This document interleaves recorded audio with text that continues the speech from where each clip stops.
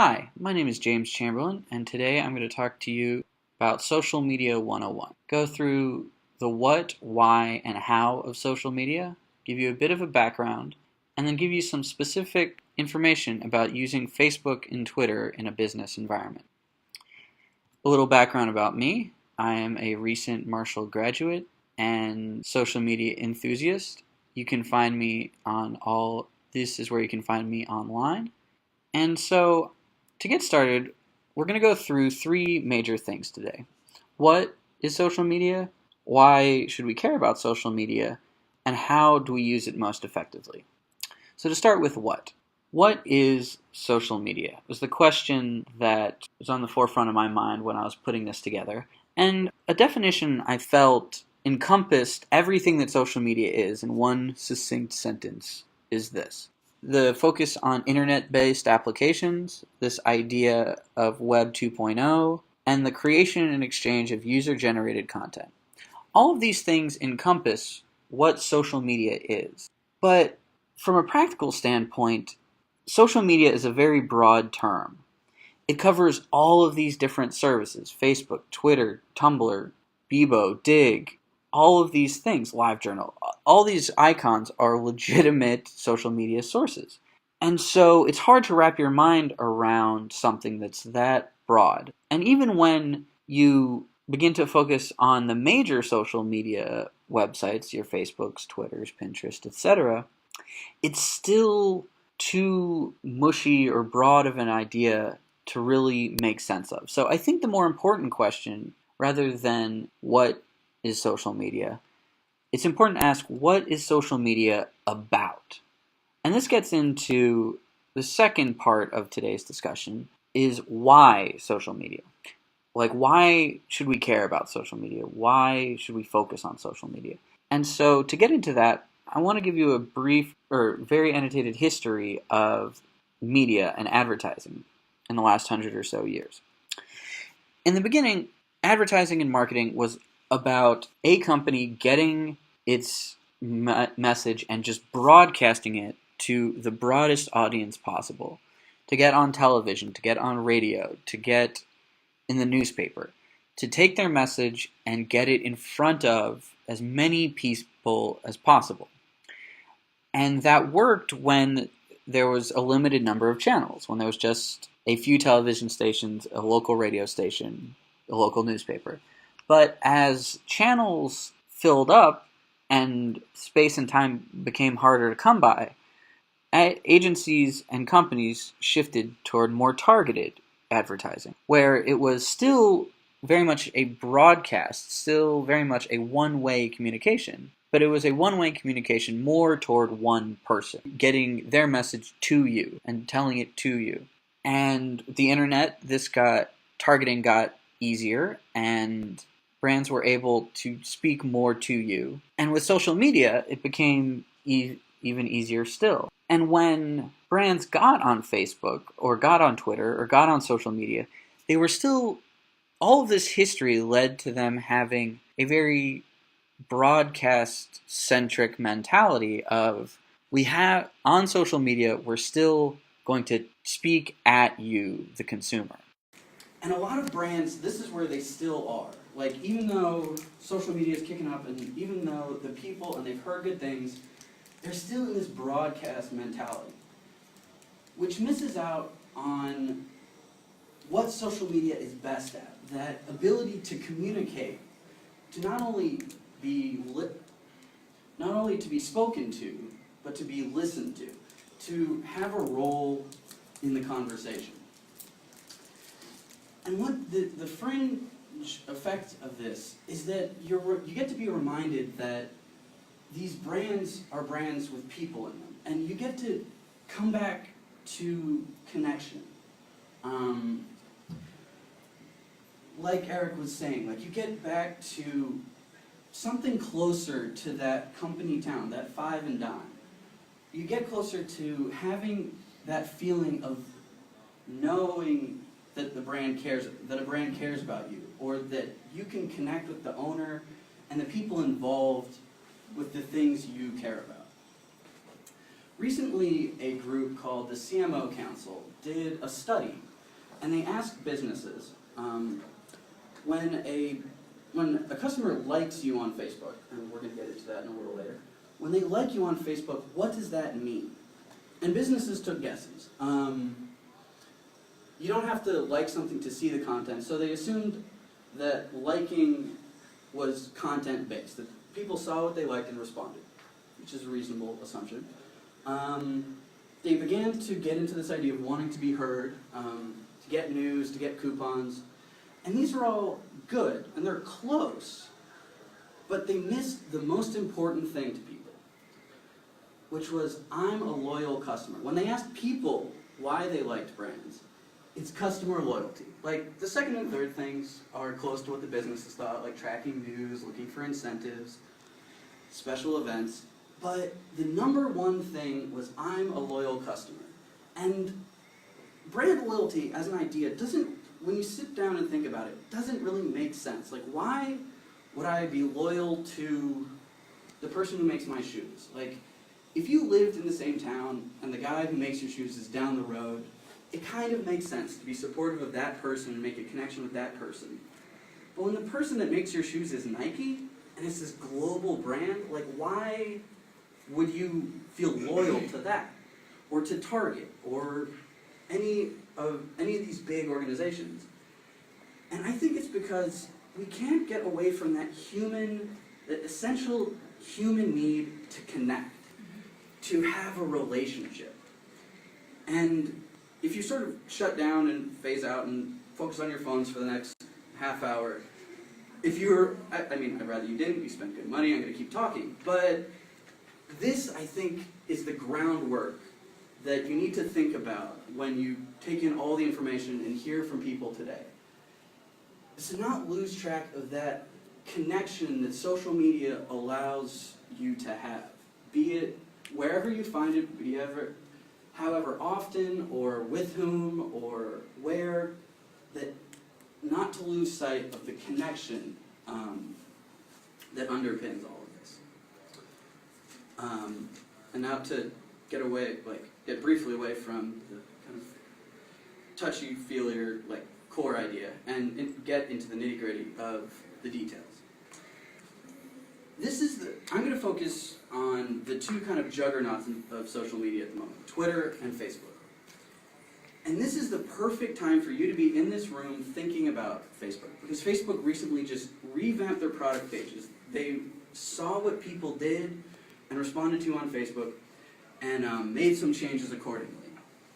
And so I'm going to kind of go through the details of the benefits of these new Facebook pages. Your profile photo it's a 160 pixel square, like 160 by 160, and this is the image that follows you around Facebook. Your brand, it's always there. Like, it's connected to the next thing, the cover photo, the big, expansive, interesting image that stays on your page. And they can be related, but it's important to remember that the cover photo doesn't come with you across Facebook. So new things that Facebook says you can and cannot do with your cover photo. You can't have call to actions. You can't say, in your cover photo, like our page. You can't say, call our phone number. You can't say, send us an email.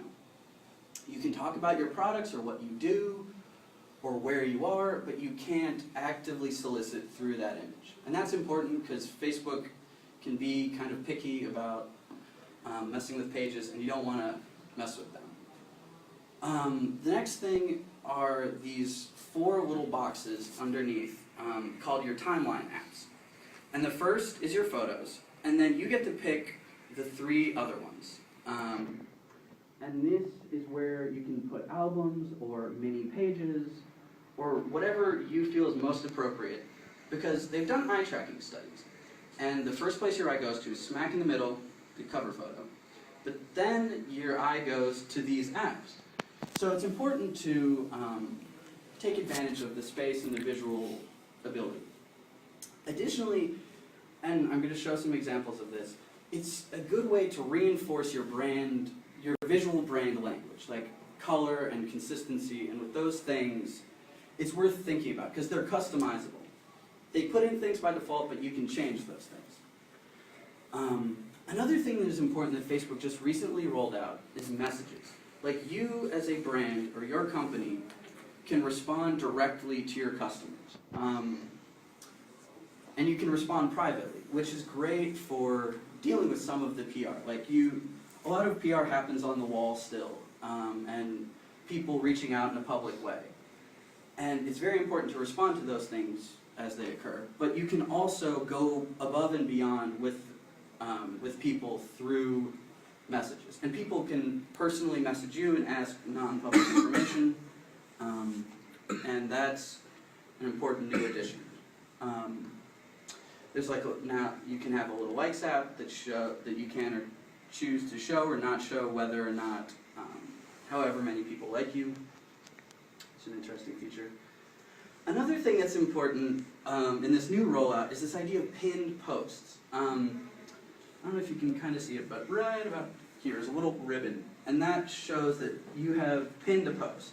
And what that means is that post stays where it is at the top of your page for 7 days, which is great if you have a new product or a time-sensitive contest or something of that nature, that you, no matter how often you post, no matter how many people respond, in that 7 days, this one thing is right where you want it.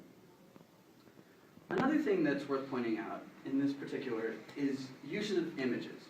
Facebook did research and they found that more than anything else, by a broad scale, people share images and videos, like share, comment, and like images more than anything else on Facebook, more than links, more than questions.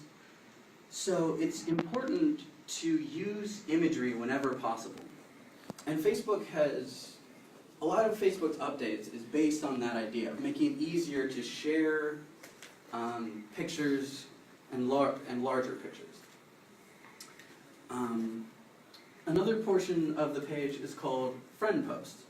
And this is specific to the user viewing your page. And it is a box that shows activity of your friends, of the user's friends regarding your brand.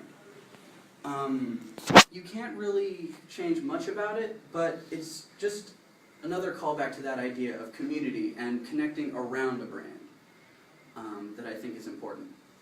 Again, kind of like pinned posts, there are starred posts, and what they do is there's like a little, as an admin, you'd see a little star, and if you star a post, it expands to the full width of the timeline. And if it's a picture, like a bigger, as wide as the picture will go, it expands to make for a more visually striking image. Or if it's an album, all of the thumbnails get bigger. But again, it's this idea of highlighting images on Facebook that people really respond to. And the final bit about tools on Facebook pages is this idea of milestones. And milestones are good for two reasons. One, they provide a different kind of content to go along with news and information and likes and things of that nature. You get to tell more. It's a different thing for your subscribers to see. But it also helps with this idea of the brand story and providing details for people to connect in a more narrative way than simply like a date and a time. You get to write a little description and provide a picture. And it helps with the whole connection idea. So that's kind of like the details. I'm going to quickly go through some examples so you can just sort of see pretty pictures and get an idea for brands using Facebook, using Facebook well.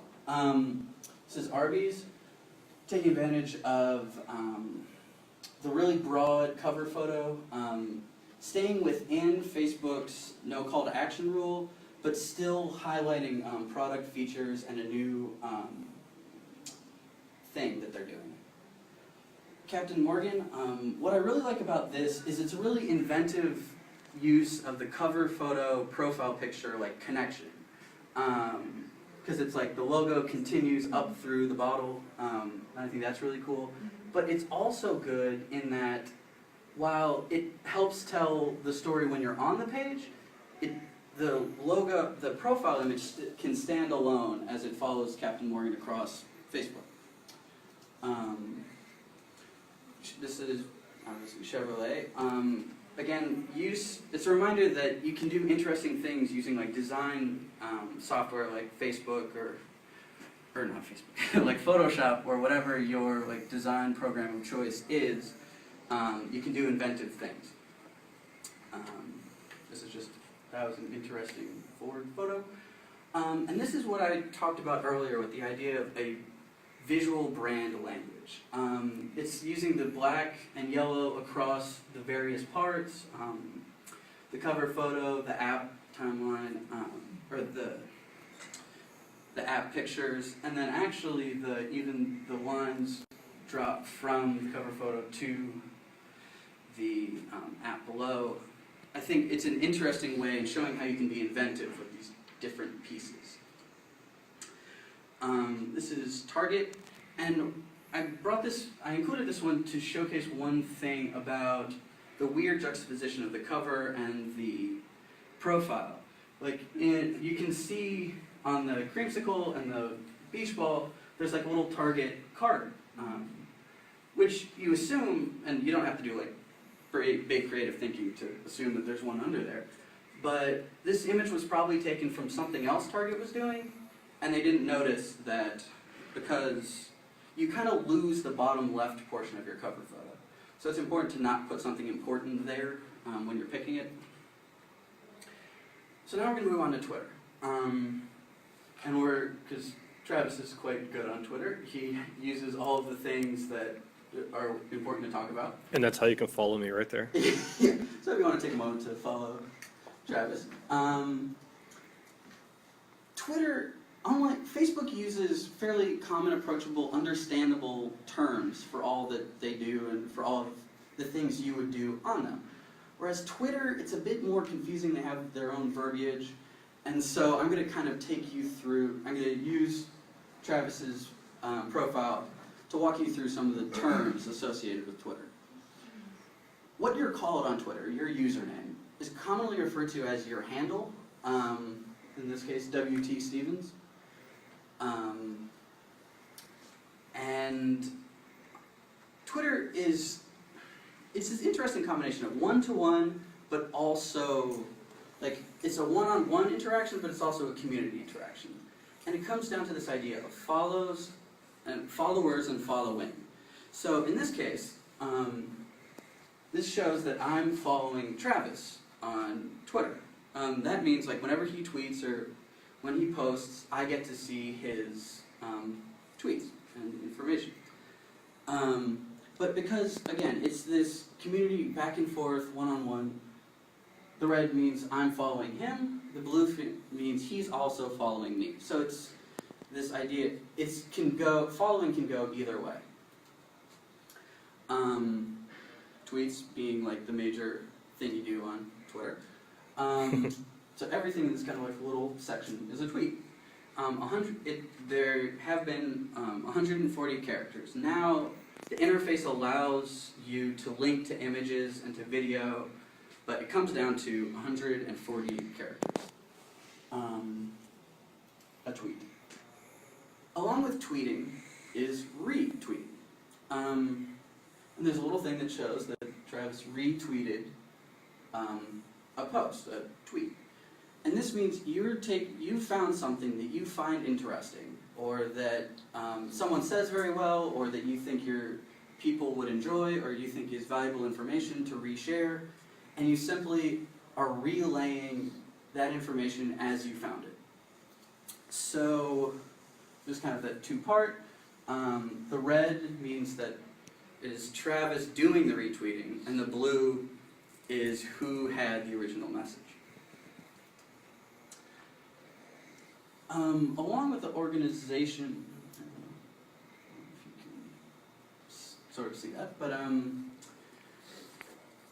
it's called either mentions, at mentions, or tweeting at somebody. And what that means is you use the @ symbol as a kind of organizational and communication tool method on Twitter.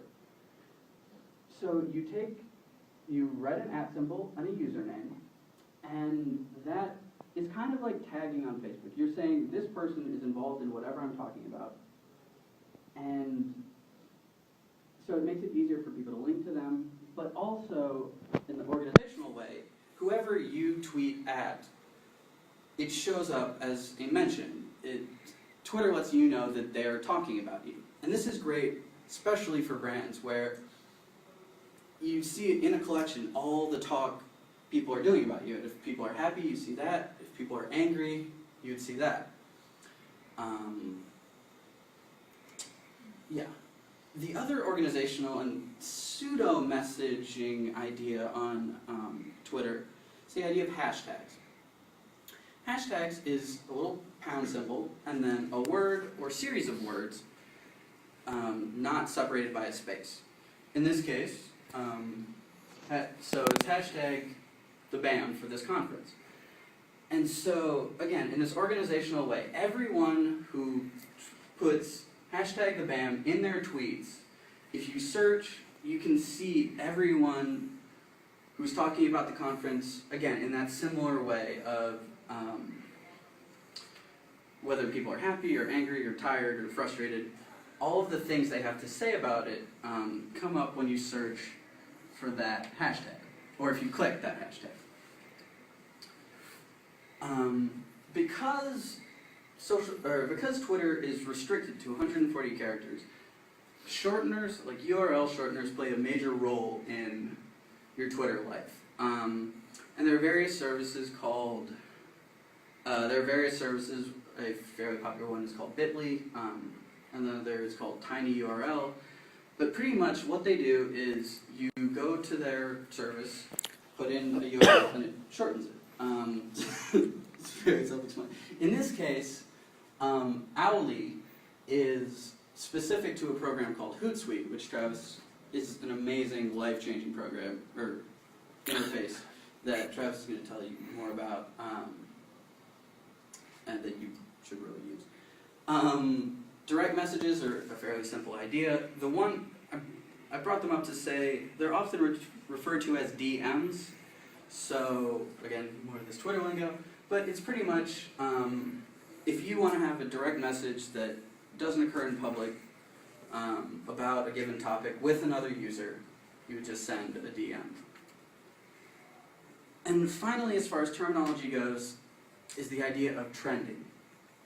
Trending is whatever is most popular on Twitter at the moment. Sometimes it's sometimes it is high-level thinking, things like Haiti or disasters or the presidential election or the debates. Or sometimes it's what Scorpio wants in a relationship or inappropriate wedding songs. Which actually, inappropriate wedding songs is hilarious, so check that out. But anyway, it's when something is trending on Twitter, that just means right now, the zeitgeist, something is popular. Again, and now I'm going to kind of go through a couple pages using things, using Twitter well, from mostly in a visual way. Like one of the things some people miss out on Twitter is you get a very broad background, and so it's important to take advantage of the sides because you can relay information you couldn't otherwise. In that case, it was that same visual of the new pecan chicken salad. I was quite hungry when I was putting this together. Notice. In this case, Livestrong, you probably can't read it, but if you expand it a little further and scroll down, it's like a whole series of URLs, and the various places Livestrong is elsewhere on Twitter. And again, between Livestrong and we're going to see Chevrolet in a moment, and Arby's, it's a reminder that if you have a brand, you can extend your... It's important to think about playing around with your visuals across your various social media so that they are similar that they know, so people know it's you, but you don't have to use the same thing over and over again. Wendy's, I think, has a really interesting background. And Twitter is also rolling out, again, with this connection to visuals, this, it's a wide image where you can, a static image that stays at the top of your post where you can, I think Wendy's used it well, again, food, to showcase their new things, their new signature sides. Again, Chevrolet using that same kind of blocky pattern in their background, and then using another interesting visual for their static image. And then these next two I've included to show how, like, Ford had the interesting people as their logo on Facebook, but they have a very bland Twitter. And so it's a reminder that while I think it's important to maintain as much as you can maintain your brand across various social media, it can also be important to pick which things you focus on and spend your time maintaining. Again, Twitter, or Target, I don't know, not the most interesting visuals. I mean, they take advantage of the telling more information on the side, but again, not up to the same quality as their Facebook. And at this point, so that's Twitter and Facebook, and now I'm going to hand you off to Travis.